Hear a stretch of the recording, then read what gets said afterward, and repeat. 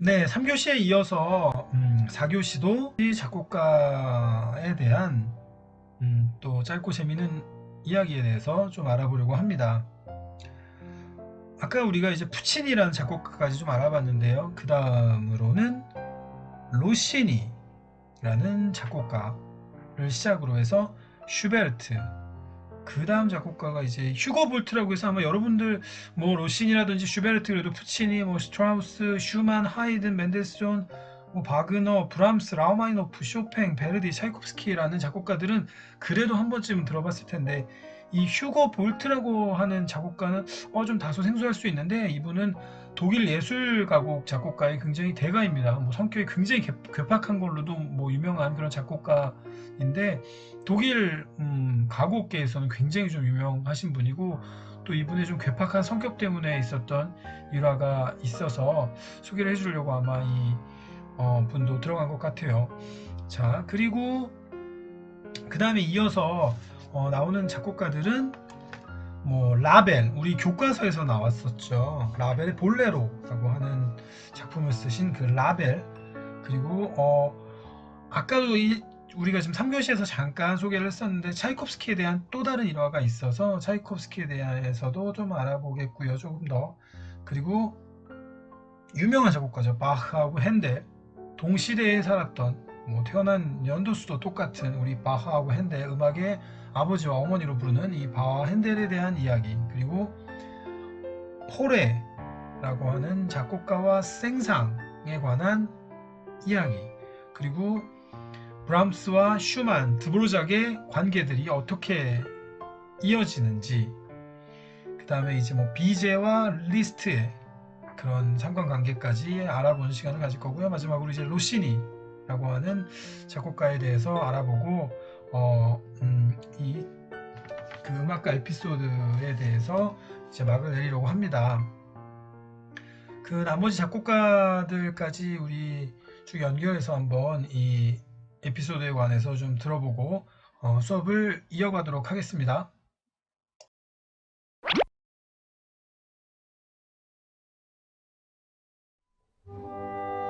그런가 하면 가장 게을렀던 작곡가로는 단연 로시니를 꼽을 수 있습니다. 세비야의 이발사 등 많은 오페라 작품을 남기며 이후 이탈리아 작곡가들에게 많은 영향을 준 로시니. 성격이 좋게 말하면 낙천적이고 좀 나쁘게 말하면 빈둥빈둥 좀 게을렀다고 합니다. 침대에서 일어나는 게 싫어서 누워서 작곡을 했고, 악보가 침대 밑으로 떨어지면 주우러 가는 게 귀찮다고 새로 악보를 그렸을 정도라고 하네요. 거의 뭐 작곡가계의 나무늘보급.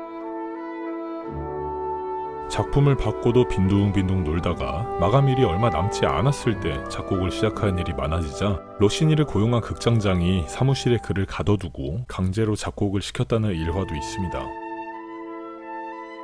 그나마 다행인 건 작곡 속도는 또 굉장히 빨라서 세비야의 이발사는 무려 13일 만에 완성을 시켰죠.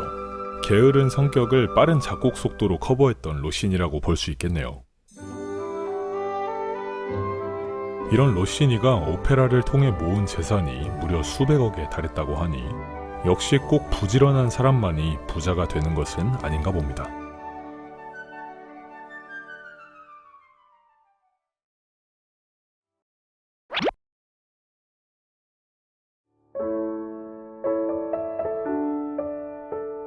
가곡의 왕이라고 잘 알려진 슈베르트. 슈베르트는 돈, 명예, 권력보다는 그저 음악 그 자체를 사랑했던 사람이었습니다. 사실 음악가라면 누구나 자신의 곡이 유명해지길 원하고 대중 앞에서의 화려한 삶을 꿈꾸기 마련인데요. 슈베르트는 이러한 삶에 전혀 관심이 없었습니다. 아마도 그의 수줍음 많고 내성적인 성격 때문이었겠죠. 또 경제관념도 전혀 없어서 심각한 생활고에 시달리며 밤에 떠리로 파는 음식을 겨우 사서 먹었을 정도였습니다. 이런 슈베르트가 음악 생활을 계속 이어갈 수 있었던 것은 그의 친구들 덕분이었는데요. 화려한 무대에 관심이 없었던 슈베르트는 그저 친구들과 모임을 만들어서 작은 음악회를 열고 그 안에서 음악 이야기를 나누는 것을 즐겼습니다. 이 모임의 이름이 슈베르티아데, 즉 슈베르트의 밤이었죠. 다양한 계층으로 구성된 이 모임의 구성원들은 슈베르트에게 숙식과 음악회 장소를 제공해주고 악보의 출판을 대신해주는 등 직접적인 지원을 아끼지 않았다고 합니다. 비록 31살이라는 젊은 나이에 세상을 떠났지만 이렇게 좋은 친구들이 곁에 있어 위대한 작품을 많이 남길 수 있었고 오늘날까지 그의 음악이 우리에게 전해질 수 있었던 것 아닐까요?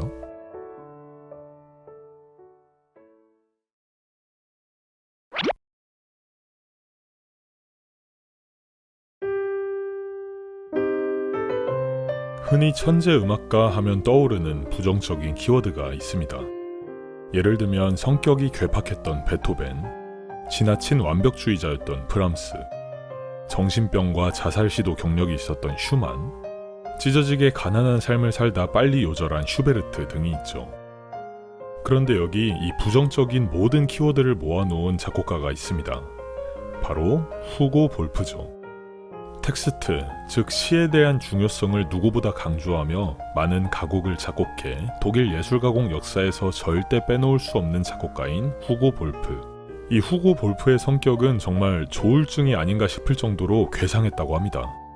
어린 시절 들어가는 학교마다 적응하지 못하고 퇴학당하기 일쑤였고 성인이 되어 합창단의 지휘자로 일할 때도 단원들과 매일같이 싸움을 일으켰을 정도라고 하네요.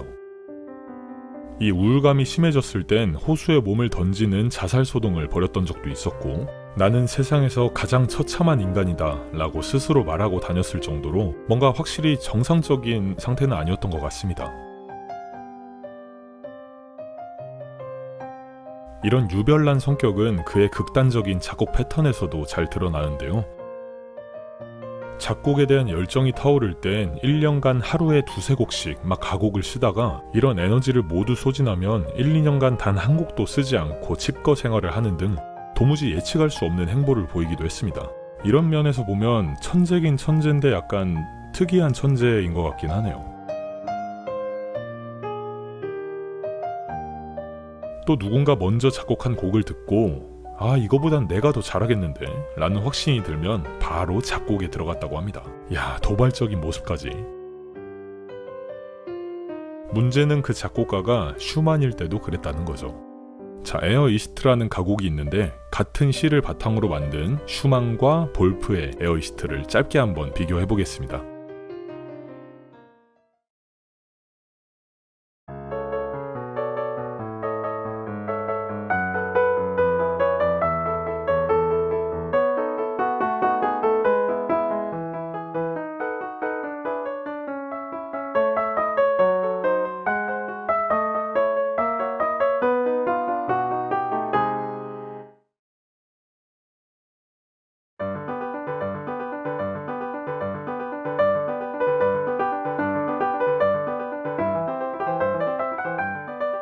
같은 시를 두고 작곡한 곡인데도 확실히 볼프의 곡이 훨씬 화려하고 거침없이 달려가는 느낌입니다. 이렇게 볼프는 작곡에 대한 열정이 타오르기 시작하면 앞선 작곡가의 곡에도 거리낌 없이 도전했던 사람이었습니다. 그게 슈만일지라도 말이죠.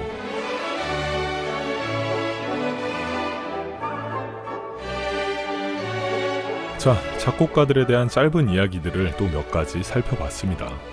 저는 이런 이야기들을 듣고 있다 보면 그 작곡가의 원래 곡들이 또 새로운 느낌으로 다가오기도 하는데 혹시 여러분들도 그러신가요?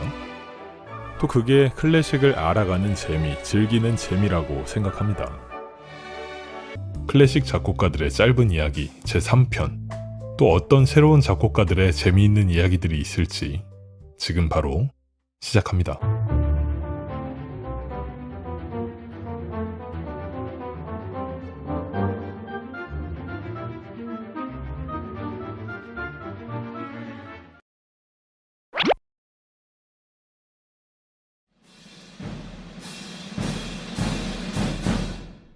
관현악법의 대가이자 볼레로라는 곡으로 우리에게 익숙한 작곡가 모리스 라벨. 그의 나이 39살이 되던 1914년 7월 제1차 세계대전이 발발합니다. 조국을 지키기 위해 스스로 입대를 결심한 젊은 청춘들, 그 중엔 모리스 라벨도 있었습니다. 사실 20세에 이미 군복무를 마친 라벨이었지만 1차 세계대전이 발발하자 다시 군입대를 자청한 것이었죠. 입대를 피할 수 있으면 피하라는 이야기를 하는 요즘의 분위기와는 정반대의 행보네요. 참고로 저는 육군 병장 만기 전역입니다. 조국을 지키기 위한 마음은 높이 샀으나 161cm의 작은 키와 50kg이 채 안 되는 체중으로 인해 신체 검사 부적합으로 입대를 거부당하고 말았습니다. 하지만 라벨은 포기하지 않았습니다. 이로부터 2년 뒤 운전병으로 지원해 기어코 재입대를 하게 됩니다.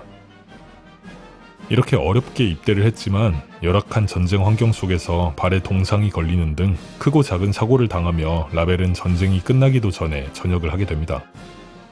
이때 받은 육체적, 정신적 충격으로 인해 라벨은 한동안 작곡 활동을 못하기도 했죠.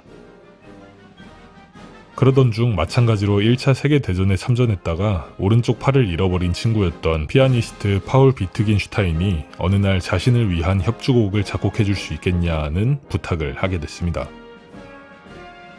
이에 라벨은 이 제안을 흔쾌히 받아들였고 비트겐슈타인을 위해 왼손을 위한 피아노 협주곡을 작곡했습니다. 왼손으로만 연주하면 되니 난이도가 조금 쉽겠네 라고 생각할 수도 있지만 왼손만으로 오른손의 역할까지 동시에 해내야 하는 굉장히 어려운 곡이죠. 비트겐슈타인과 동료 작곡가들이 좀 더 쉽게 개작하는 것이 어떻겠냐는 의견까지 내놨을 정도였죠. 하지만 라벨은 이 제안을 받아들이지 않았고 결국 왼손을 위한 피아노 협주곡은 그대로 발표됐습니다. 조국을 지키기 위해 군대에 2번이나 입대를 하고 전쟁 중 팔을 잃은 친구를 위해 왼손을 위한 피아노 협주곡을 작곡하는 등 여러모로 라벨과 제1차 세계대전은 깊은 연관이 있는 것 같습니다.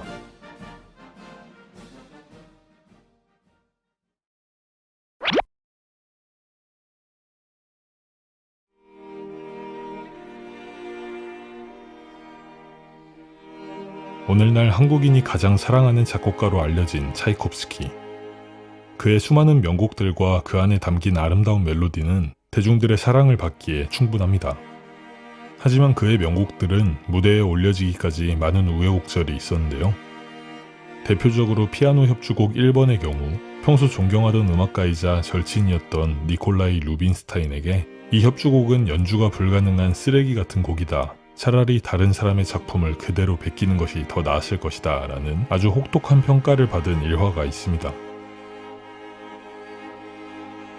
이러한 전적이 있었던 그는 바이올린 협주곡 작곡에 더욱 심혈을 기울였는데요.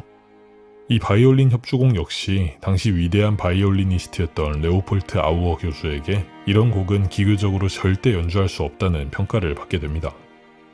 하지만 이 두 곡은 모두 시간이 흐르며 위대한 곡으로 인정받아 많은 연주자들이 연주하는 유명한 레파토리로 자리잡고 대중들의 큰 사랑을 받게 됩니다. 그런데 차이콥스키의 피아노 협주곡 2번은 이례적으로 초연을 제안받은 독주자가 악보를 보자마자 굉장히 마음에 들어하며 흔쾌히 초연을 수락했다고 합니다. 이런 의외의 반응에 차이콥스키는 내 협주곡은 퇴짜를 맞아야 성공하는데 이 협주곡은 성공하지 못하겠네 라고 중얼거렸다고 합니다. 퇴짜를 맞아야 협주곡이 성공한다. 뭔가 차이콥스키 역대 협주곡의 성공 과정을 지켜보면 이 마음도 이해가 됩니다. 그리고 실제로 피아노 협주곡 2번은 크게 성공하지 못했습니다.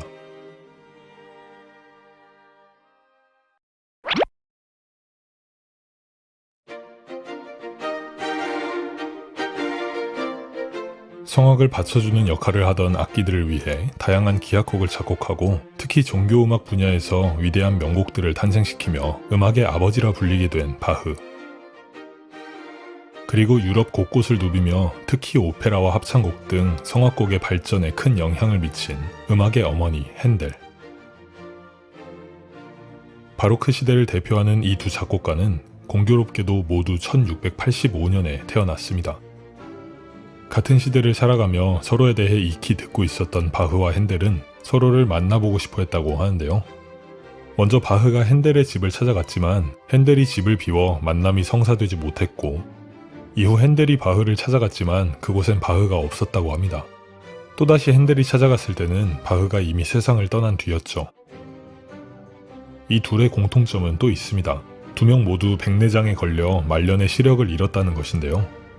둘 다 존 테일러라는 돌팔이 의사에게 수술을 받아 그 후유증으로 사망했다고 합니다. 그렇게 음악계의 두 아버지와 어머니는 평생 서로를 보지 못하고 살아가다 말년엔 시력을 잃으며 세상도 보지 못하고 삶을 마감했다고 하네요.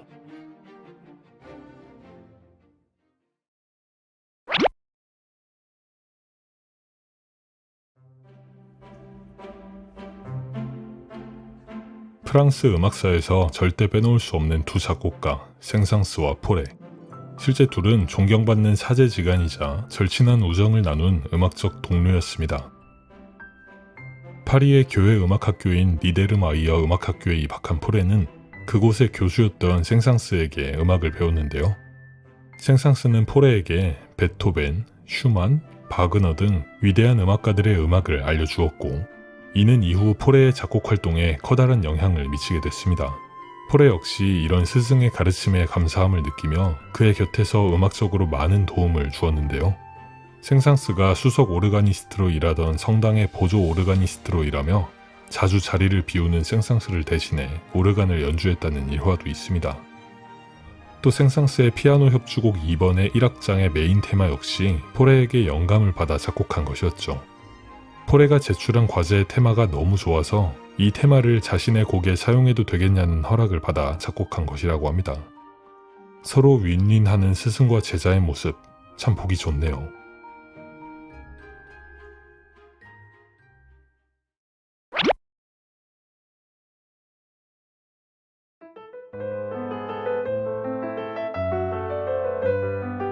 브람스는 슈만에 의해 그 재능이 발견되어 세상에 알려졌습니다.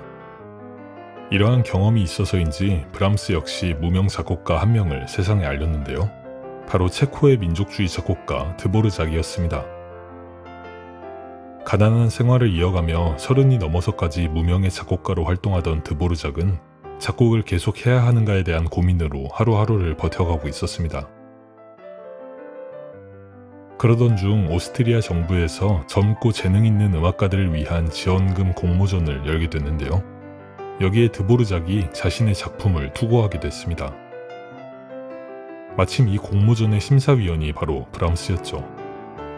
브람스는 드보르작의 작품에서 그의 가능성을 발견합니다. 고전주의 시대의 음악적 양식을 구시대의 유물 정도로 생각하던 낭만주의 시대 경향과 달리 고전주의 음악을 인정하고 적극적으로 받아들인 드보르작의 작곡 스타일은 브람스의 마음을 움직이기 충분했죠.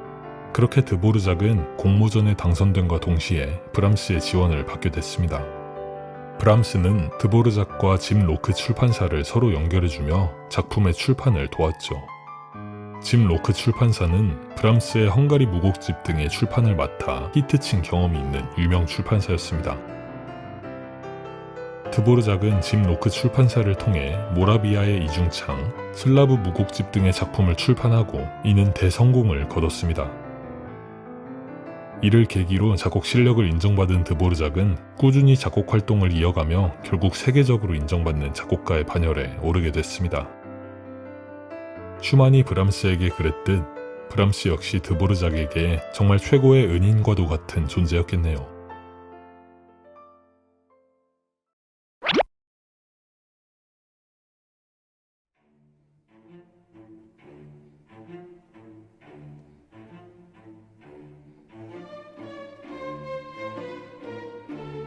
대표작 카르멘으로 유명한 프랑스 작곡가 비제. 그는 남겨진 작품의 수가 다른 작곡가들에 비해 상대적으로 적은데요. 죽기 전 스스로 마음에 들지 않은 작품들을 불태워버렸기 때문이라고 합니다. 물론 37살이라는 젊은 나이에 요절한 탓도 있겠죠. 비제는 살아있을 당시 작곡가보다 오히려 피아니스트로서의 재능이 더욱 돋보였다고 합니다. 그가 청년 시절을 보낼 즈음 프란츠 리스트의 소규모 연주회에 참석하게 되는데요. 항상 자신감으로 넘치던 리스트가 굉장히 어려운 피아노 곡을 초연하며 이 곡을 끝까지 제대로 칠 수 있는 사람은 나와 한스 폰 빌로밖에 없을 것이다 라고 이야기했다고 합니다. 이 이야기를 들은 비제는 곧장 피아노 앞으로 걸어가 방금 리스트가 쳤던 곡의 가장 어려운 부분을 완벽하게 연주했죠. 이를 본 리스트가 깜짝 놀라며 곡의 악보를 건네주자 비제는 이 악보를 보고 리스트와 같은 퀄리티의 연주를 펼쳤다고 합니다. 이에 무한해진 리스트는 비제에게 자신의 실수를 인정하고 이 곡을 완벽하게 연주할 수 있는 사람은 나와 한스 폰 빌로 그리고 비제까지 정확히 3명이다 라고 다시 이야기했습니다. 그리고 여기서 가장 어린 비제가 우리 중 가장 뛰어나다고 말할 수 있겠다며 칭찬하기까지 했죠. 자기 잘난 맛에 살았던 리스트가 이런 말까지 하며 인정했을 정도면 정말 BJ의 실력이 대단하긴 했나 봅니다.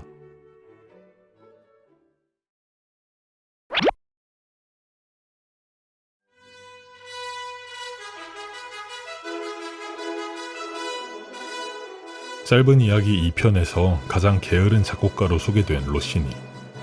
그는 동시에 요리와 음식을 좋아하는 미식가이자 대식가이기도 했습니다.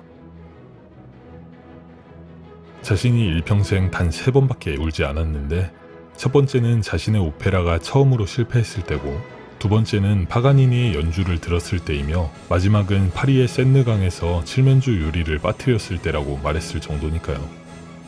그의 좌우명이 먹고 사랑하고 노래하며 소화시킬 것이었다고 합니다. 작곡한 오페라들이 큰 성공을 거두며 일찌감치 부와 명예를 모두 가진 로시니는 37살의 젊은 나이에 돌연 음악계 일선에서 물러났습니다. 이미 평생을 써도 다 쓰지 못할 부를 얻은 상태에서 굳이 작곡 활동의 필요성을 느끼지 못했을 것이란 추측이 있죠. 이후 로시니는 맛있는 음식들을 찾아다니는 미식가로서의 삶을 살았습니다.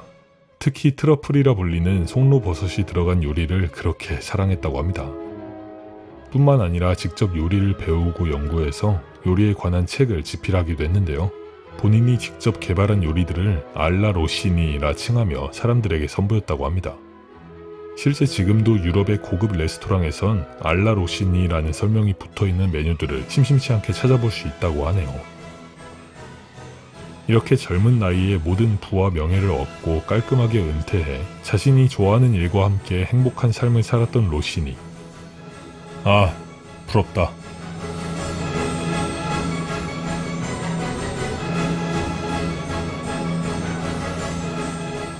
자, 클래식 작곡가들에 대한 짧은 이야기 제3편 어떠셨나요? 1편부터 3편까지 총 21개의 에피소드를 소개해드렸는데요. 사실 작곡가들의 재미있는 에피소드는 아직 더 많이 남아 있습니다. 그 말인 즉슨 이 컨텐츠가 4회, 5회까지 더 이어질 수 있다는 말이겠죠. 자, 클래식 읽어주는 남자, 다음엔 더 재미있는 이야기들과 함께 다시 찾아오겠습니다. 시청해주셔서 감사합니다. 네, 어떻게 잘 영상을 봤나요? 네, 클래식 작곡가들에 대한 짧고 재미있는 이야기로 3교시와 4교시에 걸쳐서 준비를 했고요. 총 1부, 2부, 3부로 나누어서 우리가 들어보는 시간을 가졌습니다.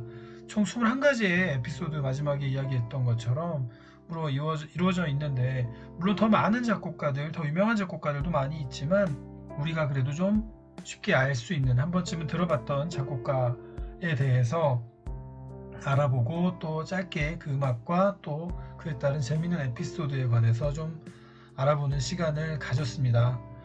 네, 오늘 아까도 이야기했지만 오늘 이제 음악 마지막 수업이고요. 여러분들 뭐 항상 건강 조심하는 건 뭐 제가 계속 누누이 이야기하지만 뭐 계속 더 이야기해도 뭐 전혀 이상할 것이 없는 상황이지 않습니까? 그래서 항상 건강 조심하고요. 이제 남은 방학 기간도 잘 보내고 보람차게 잘 보낸 다음에, 그리고 이제 3월에 개학하면 뭐 처음에 어떻게 수업이 이루어질지 모르겠지만 작년에 비해서는 그래도 좀 대면 수업이 조금 더 길어지지 않을까 조심스럽게 예상을 해봅니다. 그럼 우리 대면 수업으로 만나게 되길 참 소망하면서, 물론 음악 수업은 이제 여러분들은 더 이상 없지만 그래도 음악실 활짝 열어놓고, 그리고 학기 초에 이야기했던 것처럼 음악실이 원래는 하늘 카페로 해서 이렇게 스카이박스로 해서 우리가 운영이 되는데 작년에는 아예 운영을 못했어요. 그렇기 때문에 조심스럽게 올해는 그래도 조금 카페도 열고 여러분들 얼굴 보면서 이야기하는 시간이 많아졌으면 좋겠습니다. 자, 항상 건강 조심하고요. 우리 학교에서, 이번에 다음 시간이 없네요. 학교에서 만나요. 안녕.